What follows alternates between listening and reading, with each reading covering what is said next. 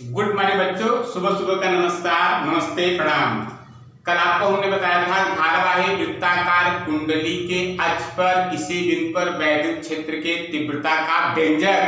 आइए आज उसी को न्यूमेरिकल लगाते हैं। तो क्वेश्चन है एक समान वृत्ताकार कुंडली है।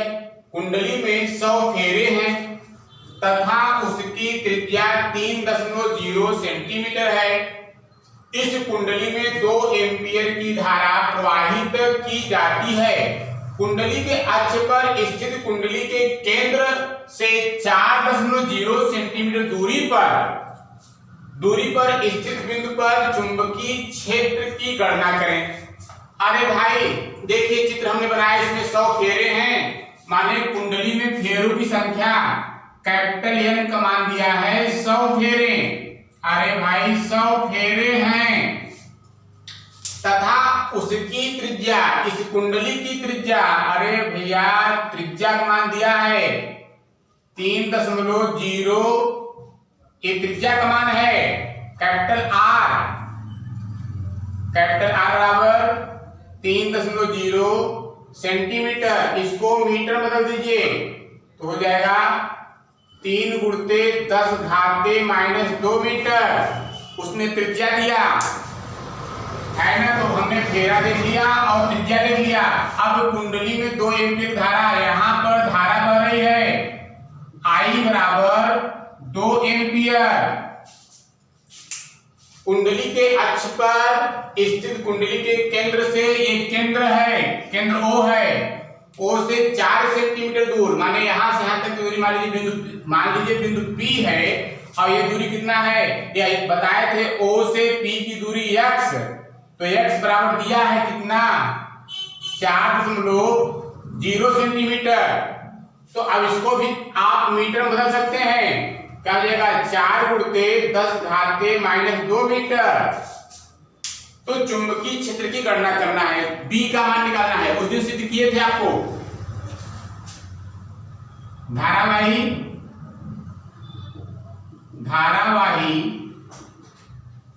वृत्ताकार कुंडली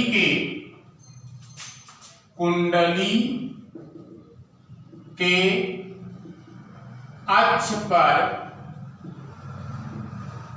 चुंबकीय क्षेत्र पढ़ाए थे। क्या है याद है, B बराबर, आप लोग भूल जाते हैं, μ0/2 और फिर है I कैपिटल R² बटे बताए हैं सब, बड़ा कोष्टक छोटा कोष्टक में x² + R², बड़ा कोष्टक बंद, पावर 3/2 है ना। अब क्या, अच्छा हाँ ध्यान दीजिए, इसमें फेर देखिए, जब फेरों की संख्या दिया है तो कैपिटल एन से गुणा कर दिया करें सूत्र में, अगर नहीं है तो गुणा करने की जरूरत नहीं। लेकिन इस सवाल में फेरों की संख्या दिया है, आइए कैपिटल एन से गुणा करते हैं। तो यहाँ पर कैपिटल एन से हमने गुणा कर दिया, अब सूत्र बन गया। आप मान रखिए, देखिए B = μ0 का मान 4 पाई × 10⁻⁷, 4 पाई × 10⁻⁷। I का मान एम्पियर 2 एम्पियर। और कुंडली की त्रिज्या दिया है, कुंडली का त्रिज्या दिया है कितना, मीटर में दीजिए, हो जाएगा 3 × 10⁻2 का स्क्वायर है। अब गुर्दे फेरों की संख्या 100 फेरे हैं, हाँ भाई 100 फेरे। आप बट्टे लगा दीजिए, और यहां पर अभी आपका बट्टे है, यहां पर 2 नीचे है, और फिर बड़ा कोष्टक लगाएंगे हम। x का मान 4 × 10⁻2 का होल स्क्वायर है, चूंकि x भी स्क्वायर है, इसलिए यहाँ पर x का मान 4 × 10⁻2 है, इसलिए स्क्वायर लगा दिए हमने। और प्लस कैपिटल R का मान 3 सेंटीमीटर, इस पर R पर भी स्क्वायर है, क्या लिखेंगे हम 3 ×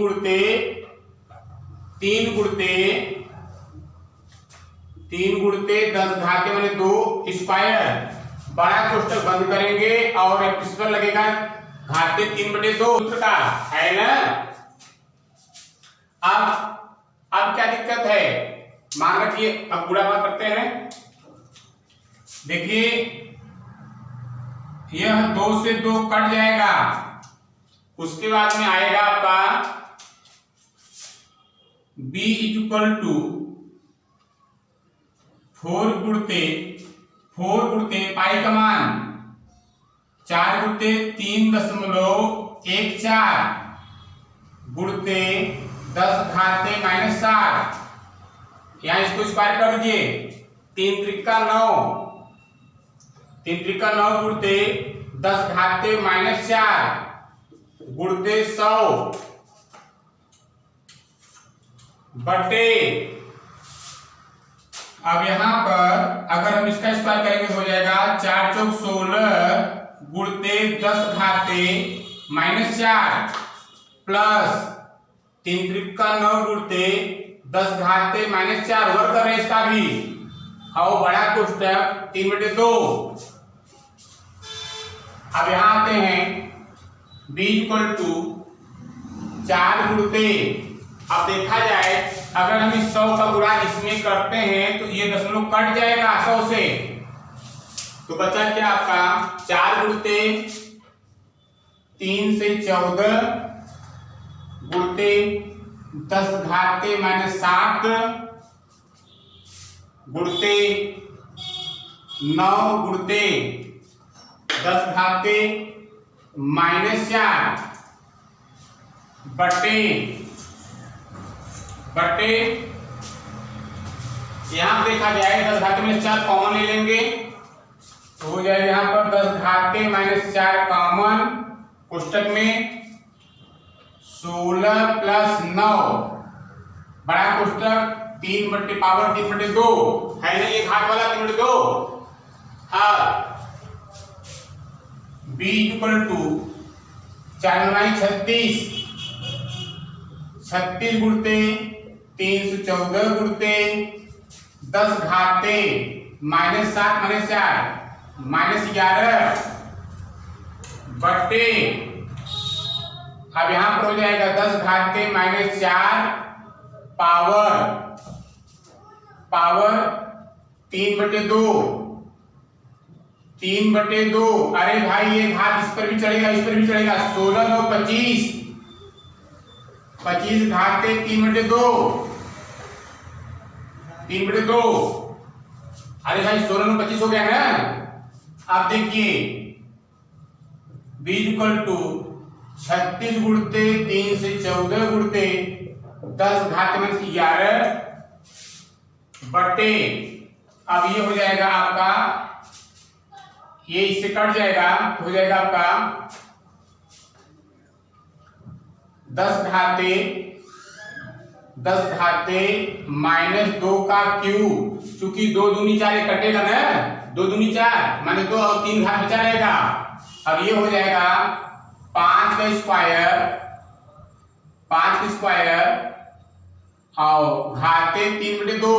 तो यहां पर भी ये घात 2 1 कट जाएगा, तो b इक्वल टू 36 गुणते 3 से 14 गुणते 10 घाते -11 बटे 10 घाते -6 है ना, 10 घाते -6। और ये हो जाएगा आपका, ये 2 2 कट जाएगा तो हो जाएगा गुणते 5 घाते 3। अब b इक्वल टू हो जाएगा 36 गुणते 3 से 14 बटे 25 पंचे 125 गुणते 10 घाते -11 और ऊपर जाएगा -6 ऊपर प्लस 6 हो जाएगा 10 घाते 6। b इक्वल टू 36 गुणते 3 से 14 बटे 125 गुणते 10 घाते 6 5 11 10 घाते -5 टेस्ला। इसको हल कर लीजिएगा, ये उत्तर है बेटा। आइए अगला सवाल देखते हैं। ये 2020 का पेपर है और क्वेश्चन नंबर 4 का घ है। 3 नंबर क्वेश्चन है भैया लोग, दिया क्या है, 12 सेंटीमीटर त्रिज्या को एक धारावाही वृत्ताकार पास के केंद्र पर उत्पन्न चुंबकीय क्षेत्र वेक्टर बी की तीव्रता 0.50 गुणित 10⁻⁴ टेस्ला है। इसके केंद्र से 5 सेंटीमीटर दूर अक्ष में स्थित बिंदु पर इस पास के लिए चुंबकीय क्षेत्र की तीव्रता ज्ञात कीजिए। इसको आप लोग हल करके हमारे व्हाट्सएप पर भेजिएगा, ठीक है। आइए अगली हेडिंग हम देखते हैं। आइए अगली पॉइंट देखते हैं क्या है। वैद्युत तथा चुंबकीय क्षेत्र में आवेशित कण की गति, माने कोई आवेशित कण है वह वैद्युत क्षेत्र और चुंबकीय क्षेत्र दोनों में गति कर रहा है ना। तो देखिए यहां हमने आपको जो है ये जो रेखा बनाया है यह x अक्ष है, यह x अक्ष है और x अक्ष के अंदिश लंब कोणीय एकांक वेक्टर i कैप होता है, i कैप। उसके बाद में जो यह रेखा है यह y अक्ष है, y अक्ष, और y अक्ष के अंदिश लंब कोणीय एकांक वेक्टर j कैप, यहां पे j कैप है। और ये जो रेखा है यह z अक्ष है, z अक्ष। अरे भाई x अक्ष, y अक्ष और इधर जो है z अक्ष है ये रेखा, और z अक्ष का अंदिश लंब कोणीय एकांक वेक्टर k कैप। कक्षा 11 में अब देखिए यहां पर जो वैद्युत क्षेत्र हमारा काम कर रहा है, यहां पर जो वैद्युत क्षेत्र काम कर रहा है वह y अक्ष के अंदिश काम कर रहा है। वैद्युत क्षेत्र माने वेक्टर E की दिशा, और कहां काम कर रहा है, y अक्ष की दिशा में। और उसके बाद में वैद्युत बल वेक्टर F E, इसकी दिशा भी y अक्ष के अंदिश है, y अक्ष के अंदिश है।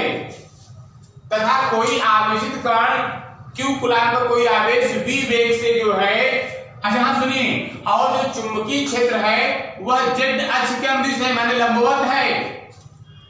अरे भाई y अक्ष और z अक्ष और x अक्ष तक तीनों क्या होते हैं, एक दूसरे के लंबवत होते हैं। तो यहाँ पर जो चुंबकीय क्षेत्र है, ये चुंबकीय क्षेत्र वेक्टर b जो है z अक्ष के अंदिश है, z अक्ष के अंदिश है। और जो कोई आवेशित कण v वेग से वेक्टर v वेग से, वेग सदिश राशि है ना, v वेग से x अक्ष के अंदिश क्या करता है, गति करता है।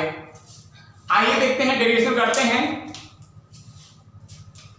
तो आवेशित कण पर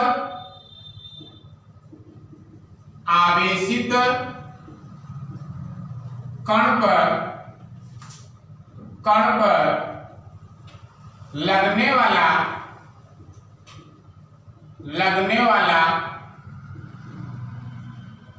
वैद्युत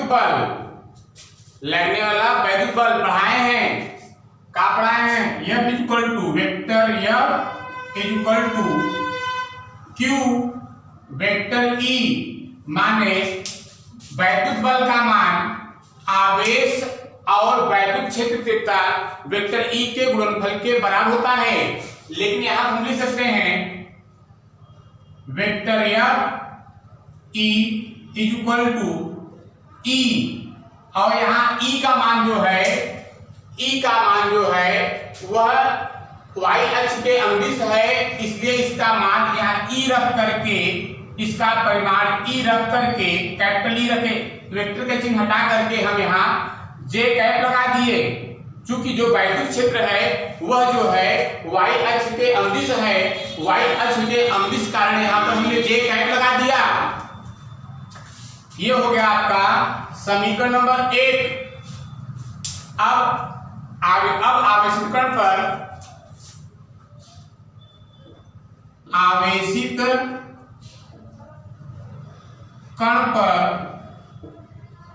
लगने वाला चुंबकीय बल। अरे भाई, जब कोई आवेशित कण चुंबकीय क्षेत्र में गति करता है उस पर लॉरेंज बल कार्य करता है। तो लॉरेंज बल कार्य करता है, इसको बताए हैं।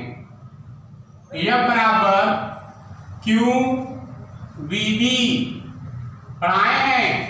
तो यहाँ पर वेक्टर एफ बी कर देते हैं, क्योंकि चुंबकीय बल है इसलिए एफ बी कर देते हैं। एफ बी चुंबकीय बल जो वैद्युत बल है उसे एफ बी से संकेत किए हैं और चुंबकीय बल को हमने एफ बी से कर दिया। आवेश वही है। और यहाँ पर हो जाएगा, बताए हैं लॉरेंज बल का सूत्र vector F B equal to Q कोष्टक में vector B cross vector B पढ़ाया गया है। अब देखिए vector F B equal to Q. अब यहाँ पर हम वेक्टर बी का परिमाण रखेंगे, तो v का परिमाण अगर हम रखेंगे तो v का परिमाण v हो जाएगा। और किस अक्ष के अनुदिश है? v जो है x अक्ष के अनुदिश है, अतः यहाँ पर I कैल करेंगे बुढ़ते। अब b का परिमाण हम v रखेंगे कैपिटल B, लेकिन यह जो है z अक्ष के अनुदिश है, और यहाँ पर हम लंबकोणीय काइनेटर के लिए k कैप रखेंगे, k कैप। अब हो जाएगा vector F B equal to Q V B और कोष्टक में I cross vector I cap cross K cap. अब ध्यान दीजिए, कक्षा 11 में पढ़े होंगे आप लोग। चूंकि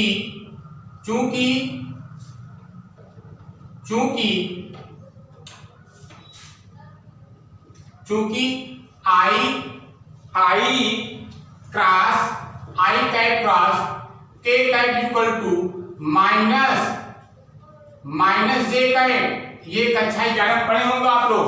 नहीं पढ़े ध्यान दीजिए, I cap cross K cap is equal to minus J cap होता है। तो यहां पर इसके समझ सकते हैं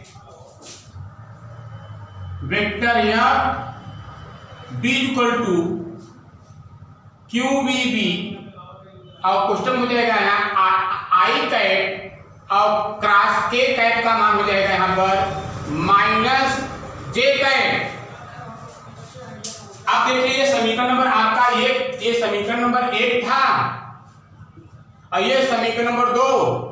देखा जाए समीकरण नंबर 1 और 2 से पता चलता है कि जो वैद्युत बल है वह वाई अक्ष के अनुदिश काम करता है, जबकि चुंबकीय बल जो हरा कलर दिखाए हैं। अब यहाँ पता चला कि चुंबकीय बल माइनस जे कैप माने माइनस वाई अक्ष की दिशा में काम करता है।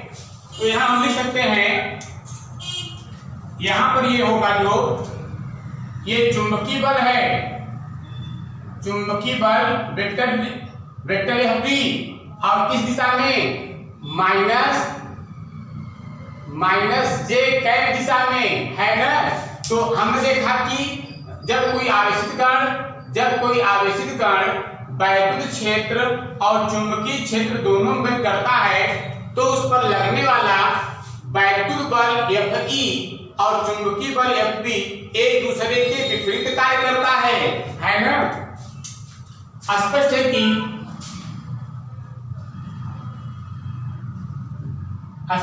कि वैद्युत बल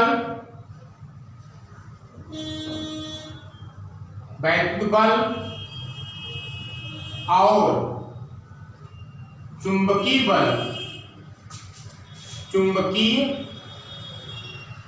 बल विपरीत दिशा में कार्य करते हैं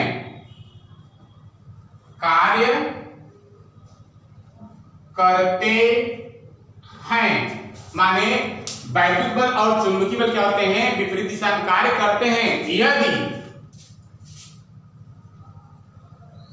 इसलिए परिणामी या इसलिए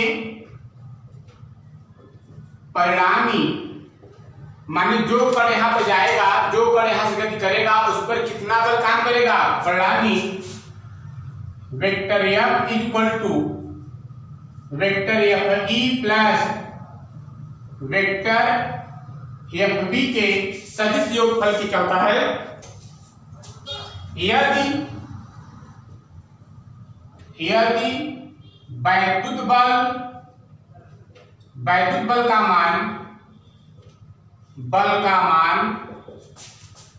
मान चुंबकीय बल के बराबर हो जाए तो कहने का मतलब बेटा कि यहां पर जो वैद्युत बल लग रहा है वह चुंबकीय बल के बराबर हो जाए, तब जो है जो कण है वह क्या काम करेगा, एक सरल रेखा में गति करेगा। हो जाए तो आवेशित कण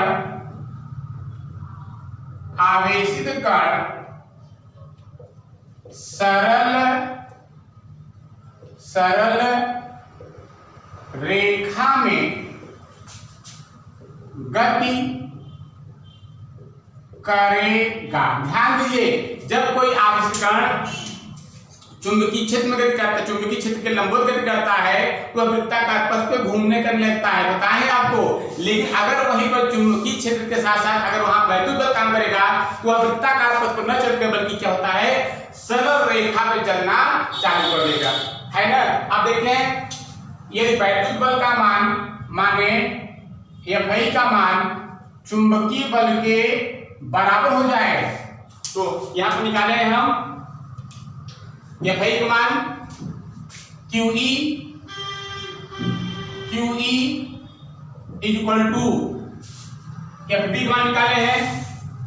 J का वो तो एकांक वेक्टर है, उसका मान एक होता है। यहाँ पर भी J का एकांक वेक्टर, इसका मान एक होता है, लेकिन दिशा क्या है, विपरीत है। ऋण चिन्ह बताता है कि दिशा क्या है, विपरीत है। तो वैद्युत बल प्लस y अक्ष की दिशा में और जो चुंबकीय बल है माइनस y अक्ष की दिशा में, माने हम लिख सकते हैं माइनस y अक्ष। तो यहां पे लिखेंगे हम QVB।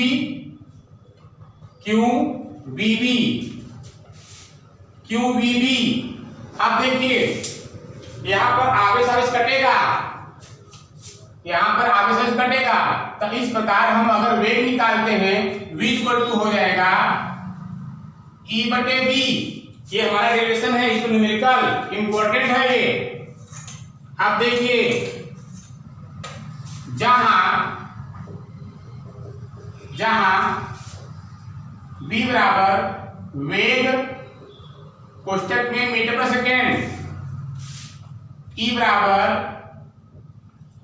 वैद्युत क्षेत्र कोष्टक में वोल्ट बटे मीटर, B बराबर चुंबकीय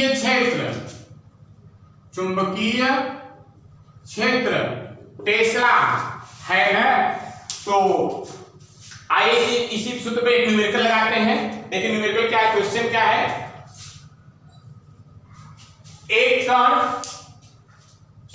0.8 टेस्ला के चुंबकीय क्षेत्र और 100 वोल्ट प्रति मीटर के वैद्युत क्षेत्र में सरल रेखा में गति करता है। हाँ भाई, अगर सरल रेखा की बात आ जाए तो इसका माने है वहां पर वैद्युत बल और चुंबकीय बल क्या होगा, समान होगा।